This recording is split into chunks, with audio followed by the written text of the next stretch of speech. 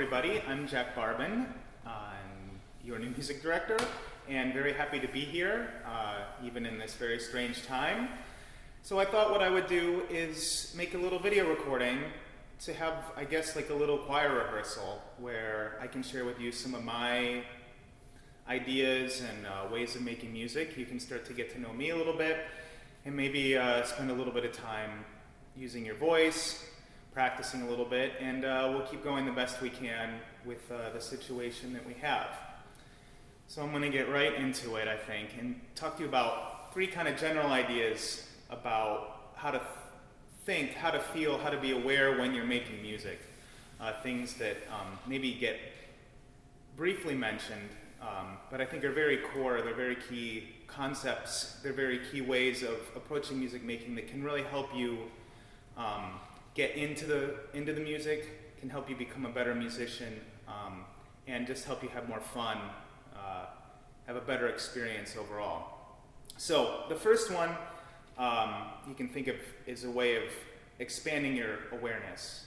So like right now I'm in this space, I can be in one of two ways. I can either be in a very broad awareness of the space where I'm seeing, hearing, feeling things like this, or I can get really narrowed down, like say I'm focusing on one very small part of my hand. And as we make music, in general, we need to have this broad awareness. You can see, even if you watch my body, how as my mind moves from narrow to large, my body follows suit. So that has a pretty profound effect on how we sing. If we're contracted, our vocal cords get contracted, we can't get in as much air, our sound gets tight. As we expand, the opposite happens. So the first thing to think about, I'm just going to check and make sure this is recording. Sorry if I do that from time to time. I'm still getting used to this technology. First thing, broad awareness. Pretty simple. And in your body too, there's a sense of being relaxed in this too. It's broad and it's relaxed. You're settling into the space. You're not pushing yourself out there. You're just kind of letting it be. Along with that, we want to have a kind of a clarity about everything that's happening, a non-distracted clarity. So as you relax into this broader sense of things, and I'm talking about it in terms of sight because it's the thing that's on my mind right now, but let's say there's a choir. You're going to have, the broadness is listening to everybody. So as you're singing a song, you're going to be listening to the basses, to the altos, to the sopranos. You're going to be listening to the organ or the piano. You're going to be watching the director. You want to let all of these things happen and have a relaxed sense of hearing all of it. And at the same time, you want to have a kind of clarity about what's happening. What you're doing, what the director's doing, what the sopranos are doing, etc. So there you can see how these two kind of things work together. If you get too relaxed and too broad, there's a tendency to kind of space out, which is not helpful. On the other hand, if you get too focused in on one thing and you get narrow, everything gets narrow and you lose track of the whole, and then everything gets kind of jerky and not very nice. So we need to have both of these qualities. And what you can do even right now is just to start to think about these things. The reason I'm bringing up is because these are things you should constantly be reminding yourself of when you're making music. And it's something you can remind yourself of all the time. So just keep coming back as we do these exercises, and even as I'm talking, you're in this space, let your awareness just be expanded. See what there is, hear it, let it all be very nice and relaxed. And at the same time, don't get distracted. So right now you can listen to me, you can keep an eye on your body. You can notice if you're distracted, your body starts to fidget. If you find yourself doing all these things. As you start to get more focused and relaxed, you'll notice your body will very naturally come into a relaxed but alert state. And that's what we're looking for, that's not all over the place. So when you hear choir directors say things like, keep your feet shoulder width apart and keep your hands at your sides and your shoulders straight. These things are all true, and they have to happen naturally from the state of your mind, the state of your awareness. So that's what we're shooting for here. You want it to be a very natural thing. The third thing that I believe goes along with these two things is what I like to call the groove, this sense of flow in music. So when you hear a song, there's a flow. There's a rhythmic flow. You can think of it, if you were to analyze it, there's, quarter notes and eighth notes and 16th notes and whole notes and all of this kind of thing. But there's a way that it moves. There's an energy of it. It might be expansive. It might be very fast. It can have all kinds of things. It might have a very intense feeling. It might have a very joyful, light feeling. I often think about this. It's kind of like, it's like a sense of gesture. Like I can make a lot of gestures with my hand. I can do something very quick. I can do something very long. Or if I touch my hand, I can touch it very softly or smack it. Music has all of these different kinds of qualities that happen. This is part of this idea of groove and flow. And if you are aware of this and you focus in on it, these first 2 points, and you kind of come into this flow, and this is a very key point, because as you enter that flow, this is going to be the main thing that's going to help you make beautiful music, that's going to help you make heartfelt music, stuff that is enjoyable in connecting to you and enjoyable in connecting you to others. You hear about these things, the flow state of athletes and musicians, and I don't think it's anything much more complicated than this ability, this kind of practiced ability to broaden your awareness, become non-distracted, and have a clarity of what's happening, and then you just more and more, as you let yourself go into this space, it's very natural. You're not forcing it. It's something that's kind of already there under the surface, and we have all these other things that are constantly distracting us from it. But we want to allow ourselves to drop into this space more and more as we sing. As we start a choir rehearsal and we go through it, we should find from the beginning to the end. At the beginning, we're probably going to be distracted and maybe kind of, all these things, and hopefully by the end, we're going to be more aware, more present, more precise, more relaxed in our body, more alert in our body, these kinds of things. Same thing when we perform in church on Sunday, as we sing. Perform is maybe not the best word, but when we're making music, the music should be a part of this process of going more deeply into a state that connects, where we connect with ourselves and connect with others and connect with God. So let's do some singing. And just keep in mind these 3 things. So you can find yourself, if you're sitting, sit down with your legs, on the floor. Feel nice and grounded in your chair. Your spine is long and your head is straight. Your shoulders and your face are relaxed. And just keep coming back visually to the broad space. And just in your body, just feel yourself kind of in the middle of all this. Keep reminding yourself when you get distracted to come back and be right there with whatever's happening. And most importantly, keep feeling the groove, even if it's a short little vocal exercise. Feel the flow through the whole thing. Stay with the flow. Okay, so first what we're going to do is sing 3 long tones. So we're going to take a deep breath in, and we're going to sing for 1 pitch on ah as long as we can. So one little thing here, when each time we take a breath, let the in-breath be something that relaxes you, kind of like a reset button. You're going to start over. It's going to focus you. It's going to relax your body. It's going to bring it from wherever you ended up at the end of the phrase back into the center, back into a full space. A nice deep sound, not shallow, not forced, not rushed. You have plenty of time. Let the in-breath be a very important part of your phrase. So deep breath in, and then as long as you can, on ah, and when you're done, just let it go and relax. On ah, all together.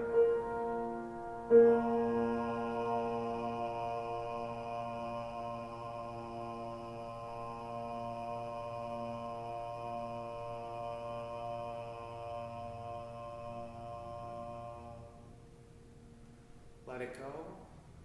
Deep breath in.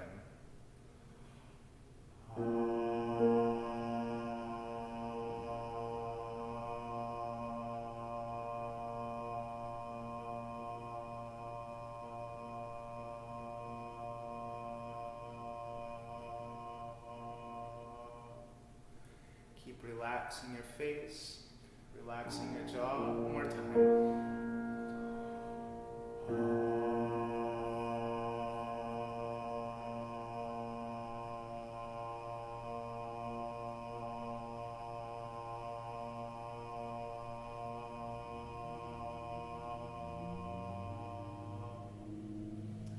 Good. Now we're going to sing up and down the scale on ah. We're going to hold each note for 8 beats. You're going to sing it for 6 beats, and then you're going to let it go and take a breath in those last 2 beats, and then come in. So we're feeling this flow, this ebb and flow, the breath in, the breath out, and you have to coordinate this all, so it's a very seamless thing.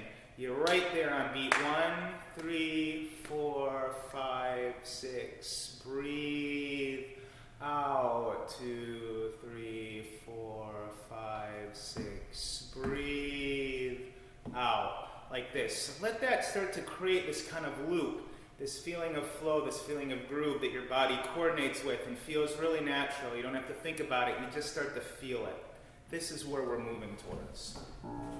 So here we go. We're going to start 8 beats on each note to the top of the scale. Repeat the top note, come back down. And 1, 2, here we go.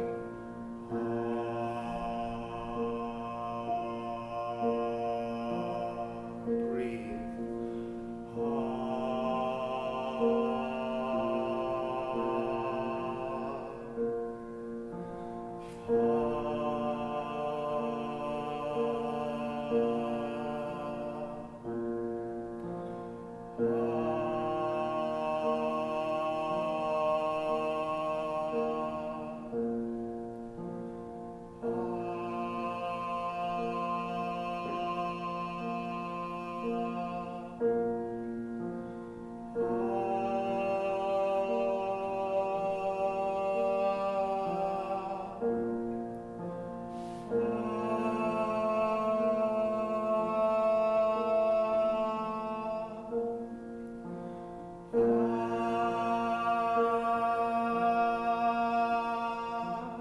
Repeat that top note.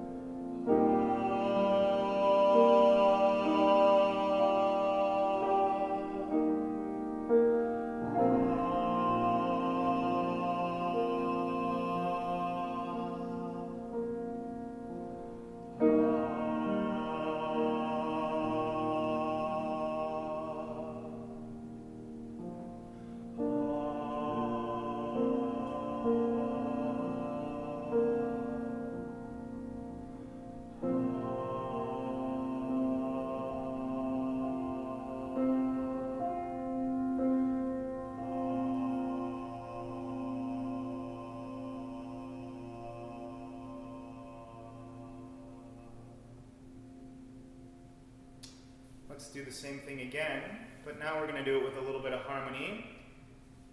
Tenors and sopranos, you're just going to start up a third on the third, and basses and altos, you do the same thing we did before, start on the root. So we'll go up like this.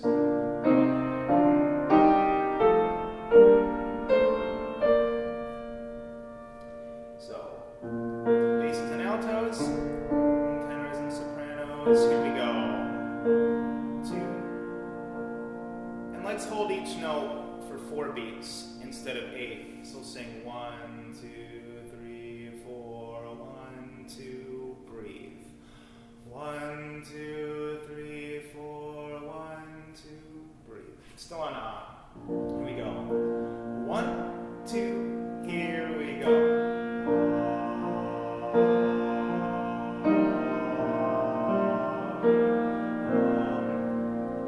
Sorry, let me fix that. I'm going to sing the tenor part. Basses and altos, you got that? Here we go. 2, 3.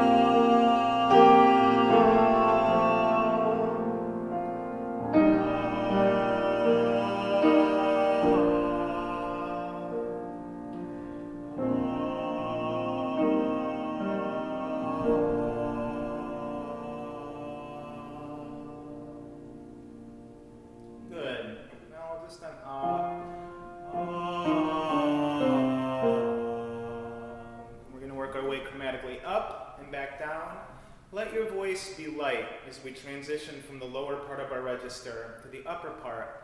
Lots of air is coming, lots of relaxation in your face and your shoulders, and then keep the tone light. So we're not going to try to get a big sound right now. We're going to keep it like a falsetto, like a little girl, like a little boy tone, all the way up, and then as we come back down, keep that light tone as low as you can into your register. So, an here we go.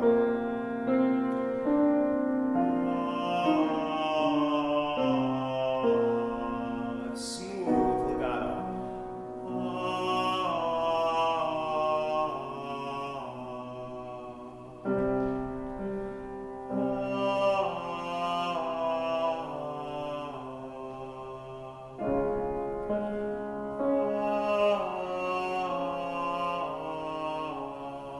Relax your jaw.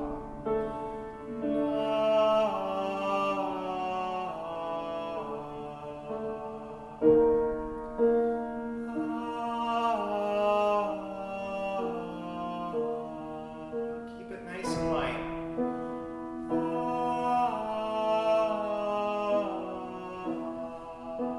Switch to ooh.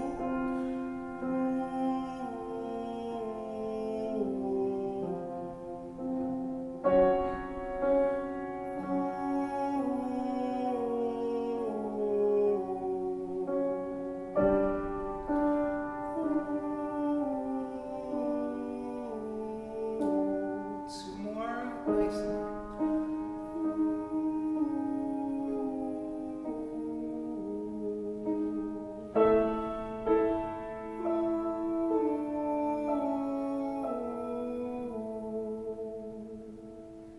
Now as we come back down, doing the same thing, keep the nice smooth light tone, very legato.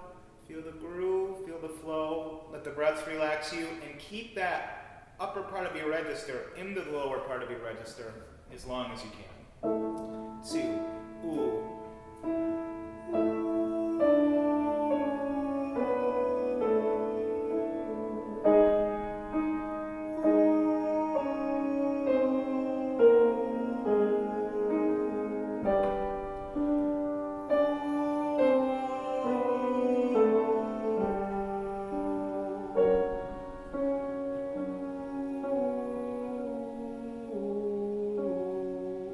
Lots of air from down here.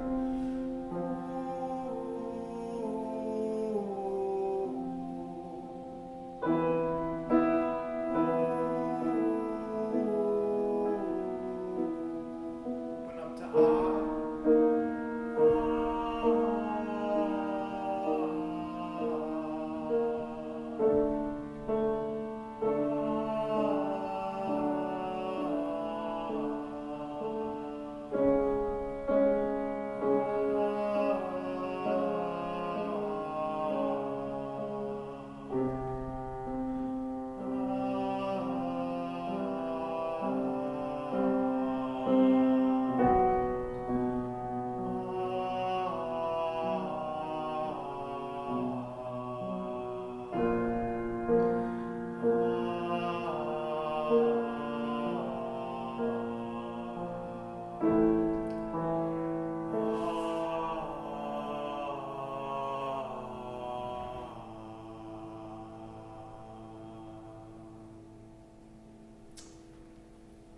Good. Let's do one more, and then we'll sing a song, and then we'll be done.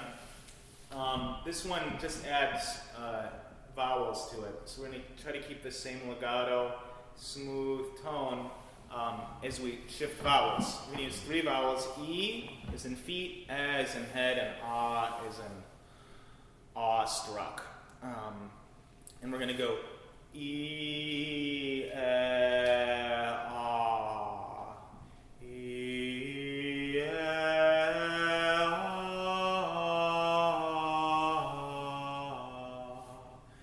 Now, the trick here is, with the E and the A and the Ah vowels, it's all the tongue. So just take a second and see how that works in your mouth, the way your tongue. You don't need to move your jaw at all. You don't need to move your face at all. It all happens just with the back, mostly the back and middle of your tongue. E,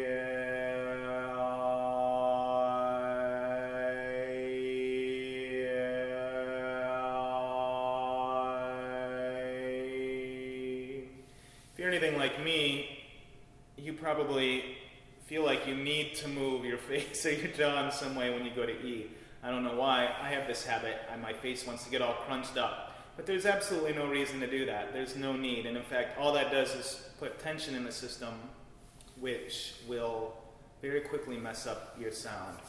So this is a way to practice making these vowels, pure, beautiful vowels, without having any extra tension in your jaw and in your face. You might see I put my hands up here sometimes. It's to remind myself, I don't need any tension in here.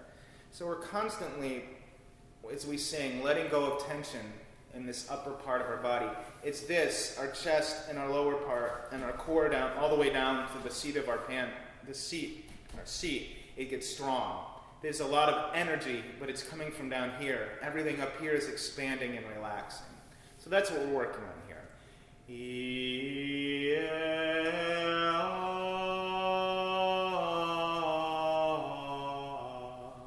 Legato tone, the air moving the whole time, just the tongue moves. Let's try a couple.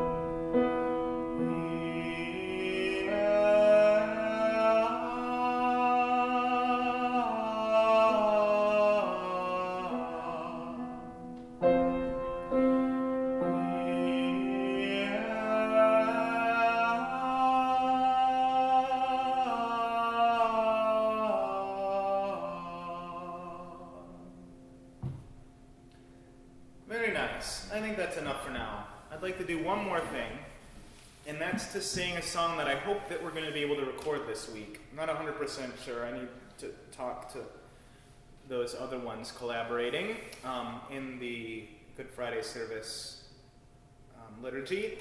But it's in your hymnals. I'll attach the sheet music if you don't have a hymnal. It's the hymn Go to Dark Gethsemane, which is on page 171. 171. And I want to kind of put all this together with this hymn, talking about kind of the flow and feeling the groove in these legato tone, all of these things. What does that look like in the context of a song? So let's just start.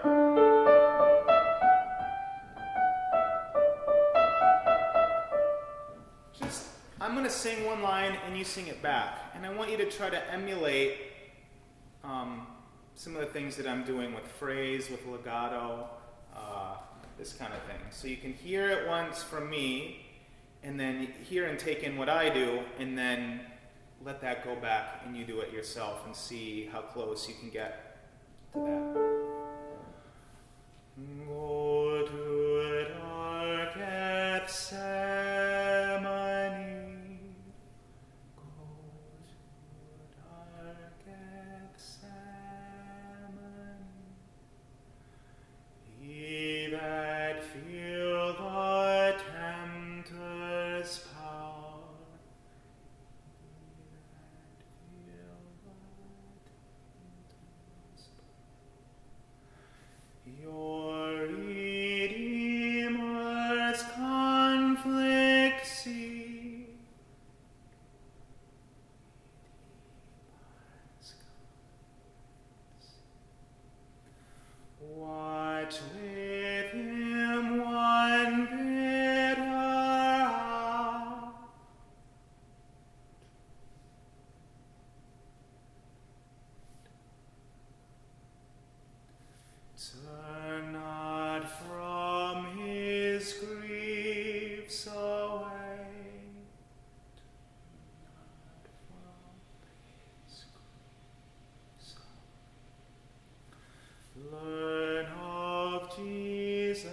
us how to pray.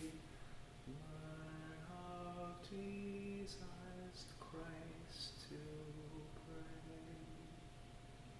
So each line, these are nice, hymn is nice and easy, 2-measure phrases. Keep your air moving through the whole thing. Let it expand and then come back down like a wave. It goes up and comes down. Go to dark Gethsemane. Then let your breath relax you and come right back in. Ye that feel the tempter's power. Let it go at the end. Let that last note go in so you can take a beautiful deep breath and come right back in. Your Redeemer's conflict see.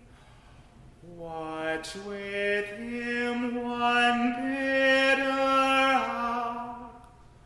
Turn not from his griefs away.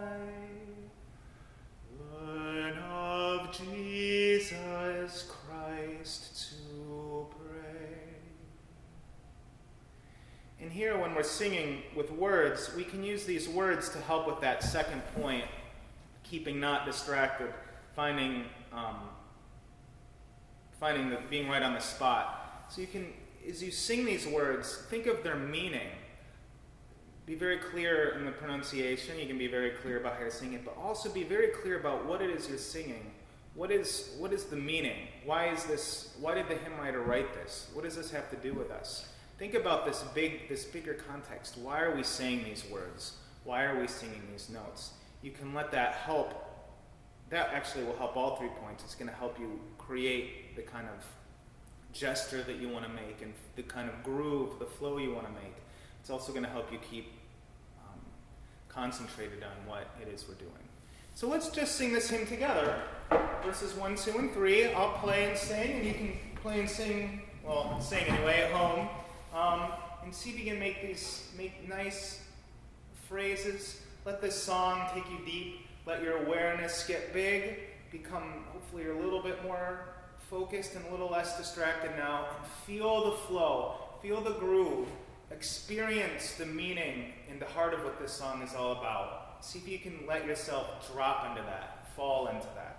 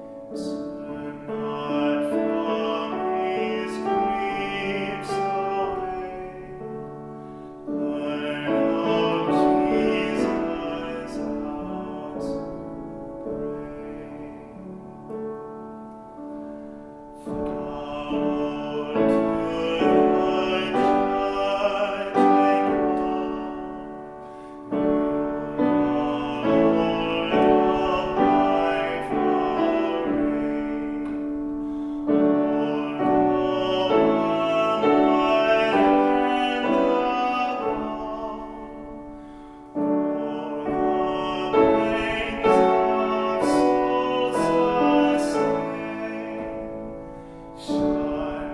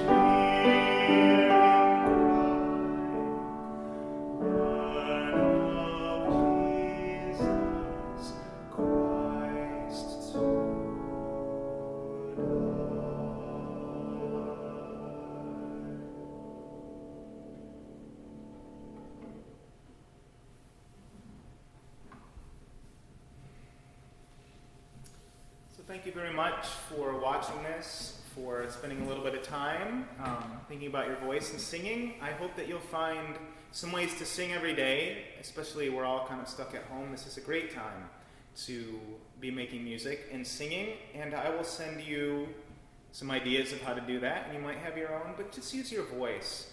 It's really important that we're singing every day and singing as much as we can.